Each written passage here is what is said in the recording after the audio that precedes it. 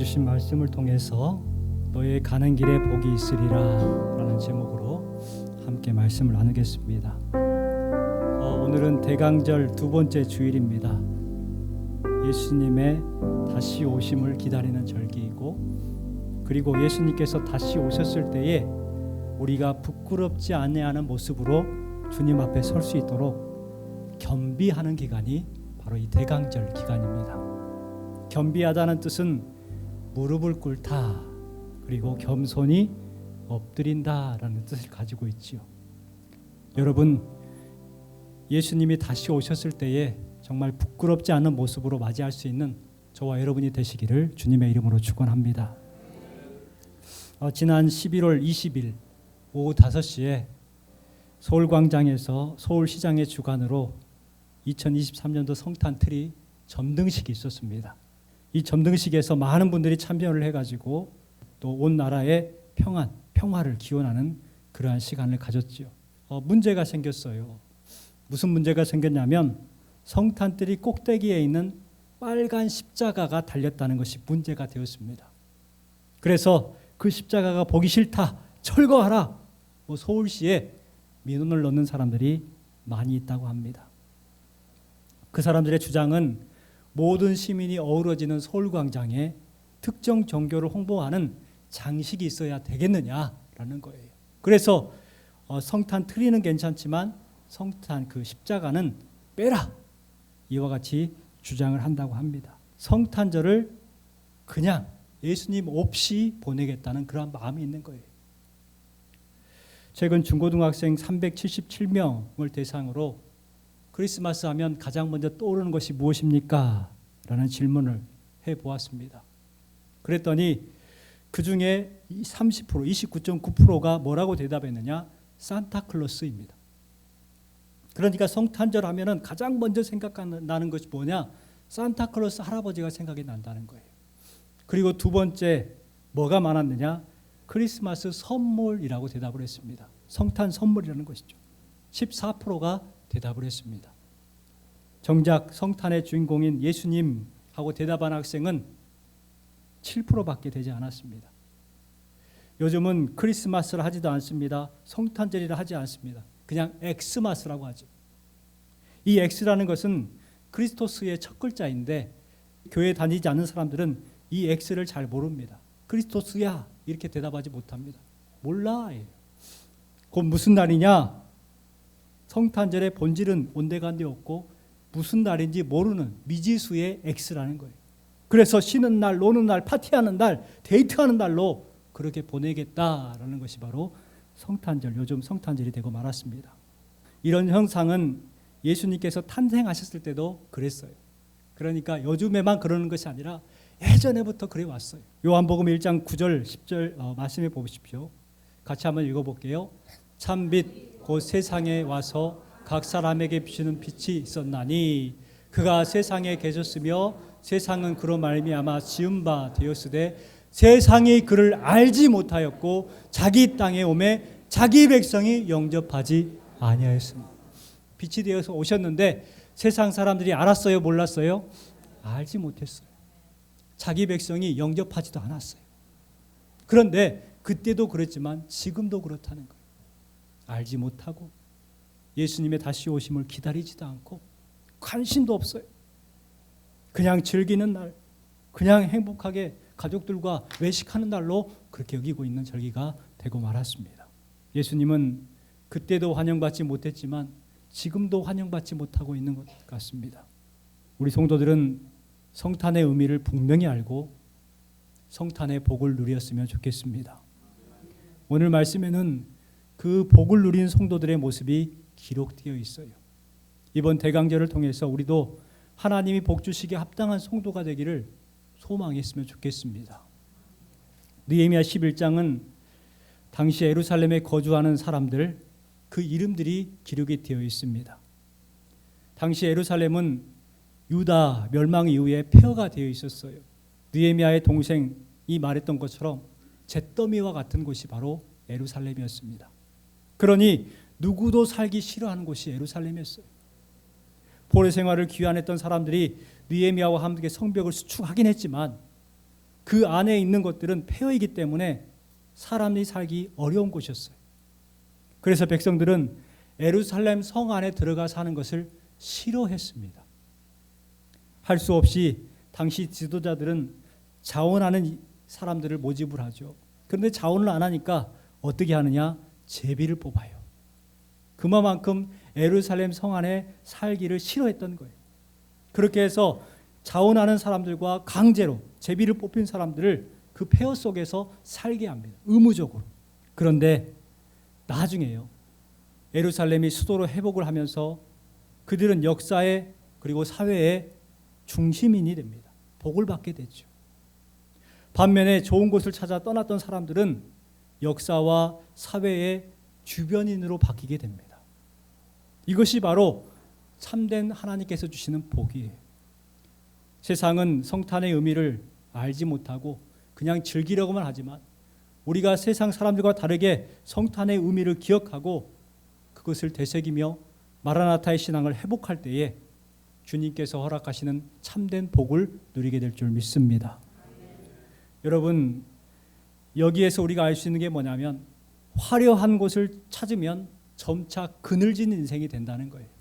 반면에 그늘진 곳을 찾으면 점차 화려한 인생이 된다는 거예요.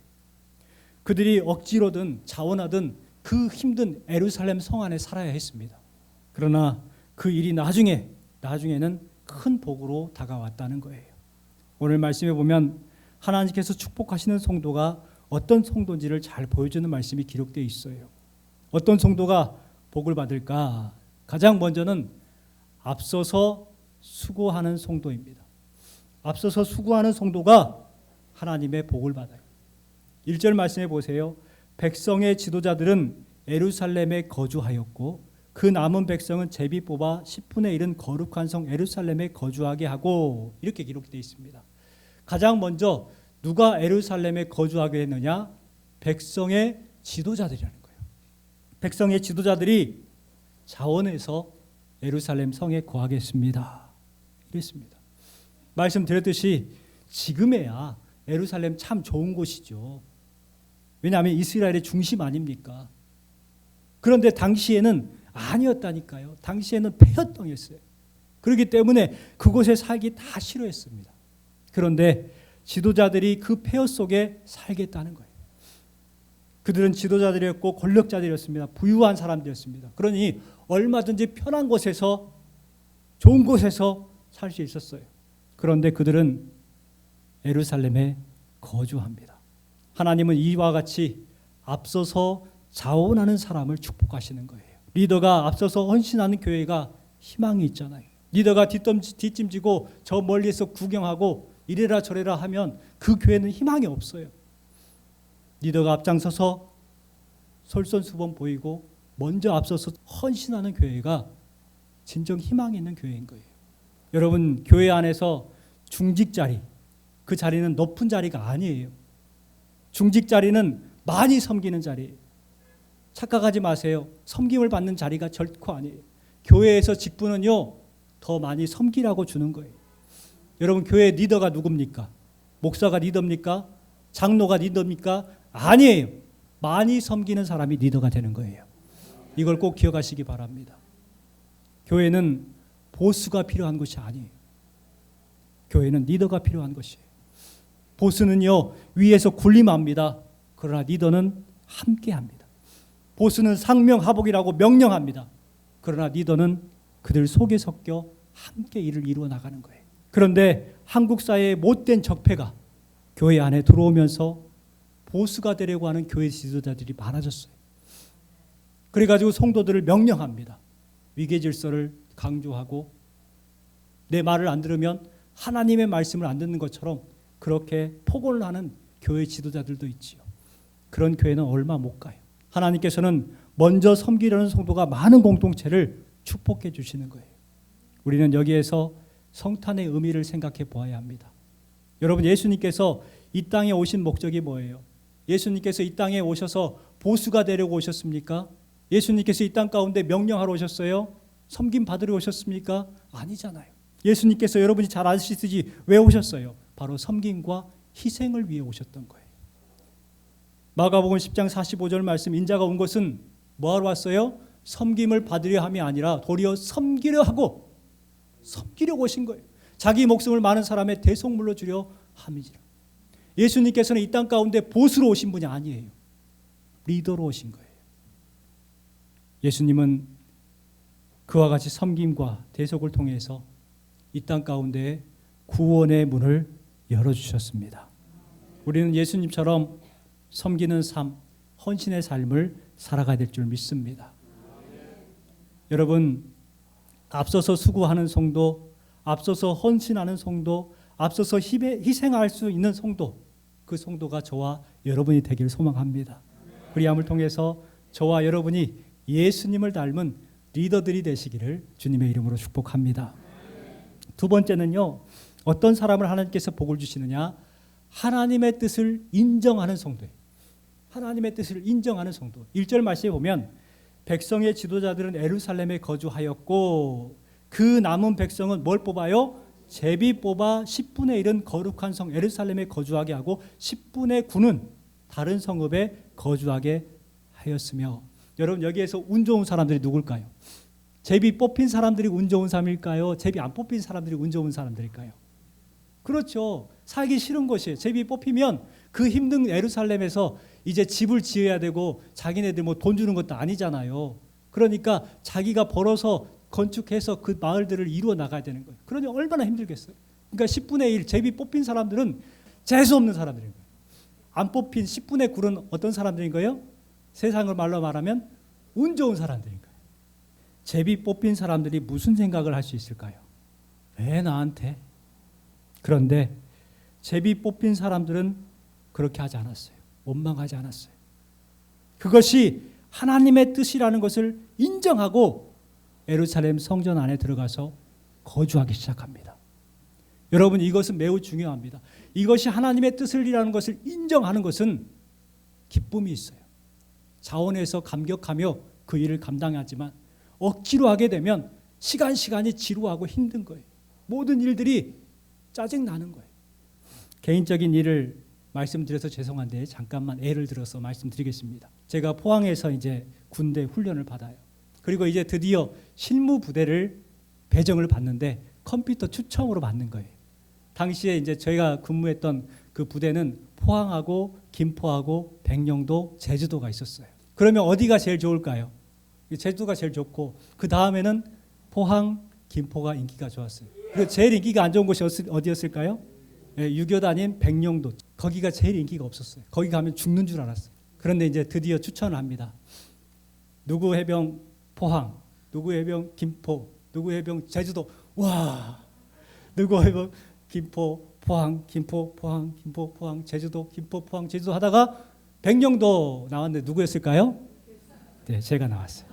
얼마나 제가 실망을 했냐면 눈물이 날 정도로. 옆에 있는 친구들이, 그 동기들이 막 보면서 야, 너 큰일 났다, 큰일 났다. 그때는 정말 뽑힌 게 억울했어요. 그런데 지금 생각해 보니까 어떤 생각이 됐냐면 내가 언제 백령도를 가보겠어요. 살아생전 제주도 가고 포항도 가고 언제든지 갈 수 있는데 백령도 한번 가려고 하면 이게 대책이 안 서요. 가보신 분들은 아시겠지만 여기서 인천까지 가고 인천에서 배 타고 계속적으로 4시간 올라가야 돼요. 그런 곳인데 제가 언제 가보겠어요. 그런데 공짜로 2년 동안 거기서 살았어요. 여러분, 제비 뽑힌 사람들이 아마 그 마음이었지 않았을까요? 처음에는 왜 하필이면 내가 하면서 힘들 거라고 억울하다고 생각했을 거예요. 그러나 시간이 지나면서 제비 뽑혔던 사람들은 역사와 나라의 주인공으로 바뀌어가기 시작합니다. 그들이 그렇게 될 수 있었던 이유가 뭐였을까요? 억지로 했으면 그랬을까요? 아니면 재수 없기 때문에 어쩔 수 없다라고 생각하면서 했다면 어떻게 됐을까요? 그들은 나라와 역사의 주인공이 되지 못했을 거예요. 비록 제비 뽑혀서 억울하게 뽑히게 되었지만 그래도 이것이 하나님의 뜻이구나 믿고 감당했기 때문에 나라와 역사의 주인공이 된 줄 믿습니다. 때로는 하나님께서는 구레네 사람 시몬이 되게 하십니다. 우리를 통해서 억울하게 무엇인가를 하게 만드셔요. 내가 원하는 것이 아니지만 할 수밖에 없게 억지로 만드십니다. 구레네 사람 억지로 십자가를 쳤어요. 하지만 그랬기 때문에 후대 사람들에게 구레네 사람 시몬 참 대단하다, 존경받는 사람이 된 것 아니겠습니까? 그렇다면 우리도 그와 같은 삶을 살아가야 돼요. 여러분, 억지로 직분을 맡을 수 있어요. 억지로 교회 일을 감당해야 될 때가 있어요. 하지만 억지로 생각하지 마시고 그것이 뭐라고요? 하나님의 뜻이구나 받아들이는 그와 같은 삶을 살아갔으면 좋겠습니다. 세 번째는요, 스스로 자원하는 성도를 주님께서는 복을 주십니다. 많은 사람들이 예루살렘에 살려고 하지 않았습니다. 그런데 그 와중에 제비 뽑힌 사람들이 있는 반면에 자원하는 사람들이 있었다는 거예요. 예루살렘에 거주하기를 자원하는 모든 자를 이라고 말씀하고 있습니다. 자원해서 그곳에서 살겠다고 일어나는 사람도 있었어요. 여러분, 하나님 보시기에 이와 같은 사람은 얼마나 사랑스러울까요? 다른 사람은 다 싫다고 하는데 제가 가겠습니다, 이러는 사람 하나님께서 얼마나 기뻐하시고 사랑하실까요? 스스로 자원하는 성도를 하나님께서는 복을 주셔요. 미국 시카고에 가면 월로우 크릭이라는 교회가 있습니다. 월로우 크릭 커뮤니티라는 교회가 있는데 어떤 목사님이 그 교회를 탐방을 해요. 교회가 상당히 넓어요. 여기저기를 탐방하고 나서 이제 소변이 마려워서 화장실에 갔는데 화장실에 어떤 분이 울면서 청소를 하고 있는 거예요. 눈물을 뚝뚝 흘려요. 그래서 왜 남자 화장실을 청소하면서 저렇게 눈물을 흘리고 있지? 궁금해하면서 이제 묻습니다. 혹시 무슨 일 있으세요? 어디 아프세요? 하니까 이분이 청소하다 말고 일어나가지고 눈물을 닦으면서 아니요, 괜찮아요. 아니요, 괜찮아요. 아니, 그런데 왜 우세요? 하고 물어보니까 그 여인이 이렇게 대답을 했어요. 너무너무 감격스러워서 울어요.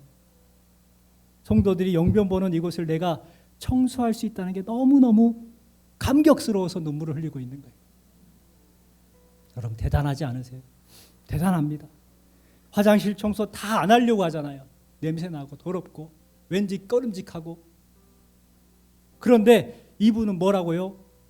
하나님의 성도, 사랑하는 자녀들, 성도들이 영변 보는 것을 내가 청소할 수 있다는 것이 너무 감격스러워서 눈물을 흘린다는 거예요. 여러분, 하나님은 이와 같은 분한테 복을 주시는 거예요. 갑절의 복을 주셔요. 몽골에 선교하던 김영도 선교사님이 전에 있던 교회에 오셔가지고 이제 말씀을 전해주셨어요. 참 은혜로운 시간을 가졌는데 이 선교사님이 그곳에 가서 경험했던 일을 이야기를 해주는 그런 이야기가 있었어요. 선교사님이 교회를 개척을 했습니다. 1년이 지나고 2년이 지나고 3년이 지났는데 많은 성도들이 모이는 거예요. 그런데 성도들이 변화가 안 돼요. 도대체 성도들이 변화가 되지 않아요. 그래서 왜 그런가 하고 생각해 봤더니 그동안 계속해서 퍼주었던 거예요. 퍼주니까 사람들이 퍼주는 거 받으려고 교회에 와요. 믿음이 바뀌는 게 아니었어요. 그래서 깨달아요. 아, 퍼주기식 선교는 실패하는구나. 그래서 어떻게 하느냐? 이 사람들의 신앙을 키워야 되겠다 생각을 하고 그때부터 이제 말씀으로 또 예배 시간에 교육을 하기 시작합니다. 여러분, 하나님 앞에 봉사하는 자세를 가지십시오. 그리고 하나님의 은혜를 기억하시고 감사하며 예물도 드리시기 바랍니다. 농사를 지으신 분은 곡물로 11조를 드리시고 또 가축을 기르시는 분들은 가축으로 11조를 드리시기 바랍니다. 그런데 그 다음 주에 포대가 2개가 탁 강대상 위에 올라와 있는 거예요. 냄새가 나요. 뭐였을까요? 솥똥이었어요. 솥똥을 11조로 가져온 거예요. 여러분, 우리는 웃지만 몽골에서는 이 솥똥이 매우 귀하잖아요. 말려가지고 땔감으로도 쓰고 그거 가지고 밥도 해먹고 요리도 하고 빵도 굽고 떡도 굽고 없어서는 안 될 매우 소중한 것이 바로 솥똥입니다. 나무가 없기 때문에. 그래서 그걸 모아다가 파시는 분인데 11조라고 해가지고 2포대를 가져온 거예요. 목사님께서 그분의 마음이 너무 감사해서 기도해 주셨습니다. 하나님, 이 성도가 드린 이 예물을 주님께서 기뻐 받아주시고 드린 귀한 가정의 창고와 곳간이 넘치게 하소서. 이와 같이 축복하며 기도해 줬어요. 그리고 얼마 지나지 않아서 이분이 갑자기 목사님을 찾아옵니다. 목사님 큰일 났어요. 소들이 저희 집 앞에 와가지고 똥을 싸요. 저희 집 앞에 와가지고 똥을 싸고 가는. 전에는 그 소똥 지으려고 들판을 돌아다녀야 했었는데 이제는 마을 소들이 와가지고 똥 싸고 가니까 앞에 나가면 똥을 줍기만 하면 된대요. 너무 편해졌다는 거예요. 여러분, 하나님은 이와 같이 주님의 은혜를 사모하는 성도들에게 갑절의 복을 주시는 줄 믿으시기 주님의 이름으로 축원합니다. 마지막으로는 복을 빌어주는 성도입니다. 복을 빌어주는 성도. 2절 말씀을 같이 다시 한번 읽어볼게요. 예루살렘에 거주하기를 자원하는 모든 자를 위하여 백성들이 복을 빌었느니라. 자원하는 백성들을 위해서 백성들이 뭘 빌어줬어요? 복을 빌어줬어요. 여러분, 자원하여서 살겠다고 다짐하는 사람들의 마음에 큰 부담이 있었을 거예요. 그렇기 때문에 그것을 아는 다른 백성들은 내가 비록 그 일을 하지 못하지만 뭘 빌어줬다고요? 복을 빌어준 거예요. 격려하고 위로하고 힘을 더해줬다는 거예요. 이 마음을 가지고 성도들을 축복했으면 좋겠습니다. 내가 복을 받기 위해서 옆에 있는 성도를 축복해 줄 수 있는 그와 같은 성도를 주님께서는 복 주시는 줄 믿습니다. 오늘 주신 말씀을 기억하시고 앞서서 수고하는 성도가 여러분 되시기 바랍니다. 그리고 하나님의 뜻을 인정하는 성도, 스스로 자원하는 성도, 복을 빌어줄 수 있는 성도가 됨을 통해서 성탄의 복을 온전하게 누리시는 여러분 되시기를 주님의 이름으로 축원합니다.